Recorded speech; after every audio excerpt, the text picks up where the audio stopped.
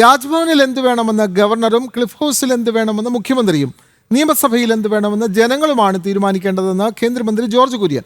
ഭാരതാംബ എല്ലാവരുടെയും അമ്മയാണ്. യുദ്ധഭൂമിയിൽ ജവാൻ വിളിക്കുന്ന ഭാരതാംബ ഏതാണെന്ന് ചോദിക്കേണ്ടത് അവരോട് തന്നെയാണെന്നും ജോർജ് കുര്യൻ തിരുവനന്തപുരത്ത് പറഞ്ഞു.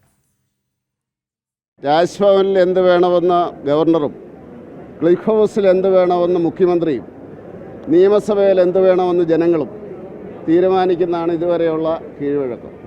അതാണ് ഞാൻ കണ്ടിട്ടുള്ളത്. ഭാരതാംബ ആരുടെയെങ്കിലും മാത്രം ചിഹ്നമാണ്. ഭാരതാംബ എല്ലാവരുടെയും അമ്മയാണ്. അതുകൊണ്ട് ഭാരതാംബയെ പറ്റി ഞാൻ പറഞ്ഞല്ലോ, ജവാൻ വിളിക്കുന്ന ഭാരതാംബ ഏതാണെന്ന് അവരോട് ചോദിക്കൂ. കുറച്ച് മാറി എന്നേ ചോദിക്കാവുള്ളൂ. യുദ്ധഭൂമിയിൽ ജവാൻ വിളിക്കുന്ന ഭാരതാംബ ഏതാണെന്ന് നിങ്ങൾ ചോദിക്കേണ്ടത് ആദ്യം ചോദിക്കേണ്ടത് ജവാനോടാണ്. ഈ രാജ്യത്തിന് വേണ്ടി പടപൊരുതെന്ന് ജവാൻ പറയട്ടെ, അവർ വിളിക്കുന്ന ഭാരതാംബ ഏതാണ് എന്ന്. അവരല്ലേ നമ്മൾ സംരക്ഷിക്കേണ്ടത്. അവരല്ലേ എല്ലാ ദിവസവും ആവേശത്തോടു കൂടി ഭാരത മാതാ കീ ജയ് എന്ന് വിളിക്കുന്നത്. നിങ്ങൾ അവരോട് ചോദിക്കൂ.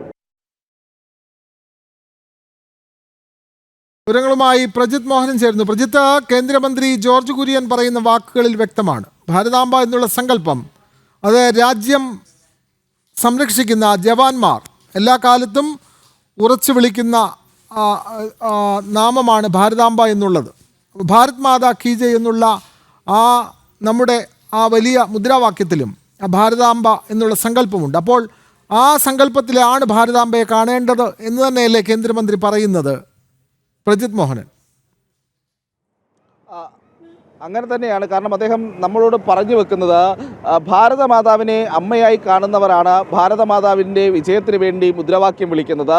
അത് സ്വാതന്ത്ര്യാനന്ദ കാലം തൊട്ടാണെങ്കിലും പിന്നീട് ഇങ്ങോട്ട് നമ്മുടെ സൈനികരാണെങ്കിലും ശരി, അവരെല്ലാവരും ഈ ഭാരത് മാതാവിൻ്റെ വിജയത്തിന് വേണ്ടിയാണ് തുടർച്ചയായി പ്രവർത്തിക്കുന്നതും അതിർത്തികളിൽ ആ ഭാരതമാതാവിനാണ് സംരക്ഷണം ഒരുക്കുന്നതും ആ അമ്മയ്ക്ക് തന്നെയാണ് അവർ മുദ്രാവാക്യം വിളിക്കുന്നത് എന്നുള്ളതുമാണ് മന്ത്രി ജോർജ് കുര്യൻ പറഞ്ഞു വയ്ക്കുന്നത്. അദ്ദേഹം പറയുന്നത് കുറച്ചുകൂടി ഒരു രസകരമായിട്ടാണ് അദ്ദേഹം പറയുന്നതെങ്കിലും, അതിർത്തിയിൽ നിൽക്കുന്ന ജവാന്മാരോട് നിങ്ങളുടെ ഭാരതാംബ ഏതാണെന്ന് ചെന്ന് ചോദിക്കുന്നു എന്നുള്ളതാണ് അദ്ദേഹം പറയുന്നത്. അതിങ്ങനെ ചോദിക്കുമ്പോൾ കുറച്ച് മാറി നിന്ന് വേണം ചോദിക്കാൻ എന്നുള്ളതും ജോർജ് കുര്യൻ ഓർമ്മപ്പെടുത്തുന്നുണ്ട്. അതായത് എല്ലാവരുടെയും ഒരേ ഭാരതാംബയാണ്, അതിൽ വ്യത്യാസമുണ്ടോ എന്നുള്ള ചോദ്യമൊന്നും സൈനികരോടൊന്നും ചോദിക്കരുത് എന്ന രീതിയിലാണ് അദ്ദേഹം ഇപ്പോൾ പറഞ്ഞു വയ്ക്കുന്നത് എന്നുള്ളത് നമുക്ക് കാണാൻ കഴിയും. അതോടൊപ്പം തന്നെയാണ് ഈ പറയുന്ന രീതിയിൽ രാജ്ഭവനിലെ കാര്യങ്ങളിൽ തീരുമാനമെടുക്കേണ്ടത് ഗവർണറാണെന്നും അക്കാര്യത്തിൽ ഒരു സംശയവും വേണ്ട എന്നുള്ളൊരു സമീപനം കൂടിയാണ് ഇപ്പോൾ കേന്ദ്രമന്ത്രി ജോർജ് കുര്യൻ സ്വീകരിച്ചിരിക്കുന്നത്. ഈ ഭാരതാംബയെ സംബന്ധിച്ച് അല്ലെങ്കിൽ ആ ഒരു സിദ്ധാന്തത്തെ സംബന്ധിച്ച് ആരെങ്കിലും അടുത്ത കാലത്തൊന്നും തുടങ്ങി വെച്ചതല്ല, അത് സ്വാതന്ത്ര്യത്തിന് മുൻപേ ഭാരതത്തിൽ ഉണ്ടായിരുന്നത് എന്നുള്ളത് അദ്ദേഹം പറഞ്ഞു വയ്ക്കുന്നു. അതിൽ ഏതെങ്കിലും തരത്തിലുള്ള ഒരു വിവാദത്തിന് സാധ്യതയില്ല എന്നുള്ളത് തന്നെയാണ് അദ്ദേഹം ആവർത്തിച്ച് പറയുന്നത്. എല്ലാവരുടെയും ഭാരതാംബ ഒന്ന് തന്നെയാണ്.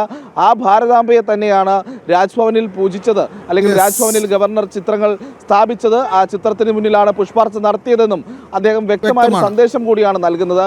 അതിൽ ഒരു തർക്കവും വ്യക്തമാണ്. കേന്ദ്രമന്ത്രി ജോർജ് കുര്യനും അതാണ് പറഞ്ഞു വെക്കുന്നത്. ഭാരതാംബ എന്നുള്ളത് ഏതൊരു ഭാരതീയൻ്റെയും വികാരമാണ്. അതിനെതിരെ സംസാരിക്കുന്നത് അംഗീകരിക്കാനാവില്ല എന്ന് തന്നെയാണ് കേന്ദ്രമന്ത്രി ജോർജ് കുര്യൻ പറഞ്ഞു വെക്കുന്നത്.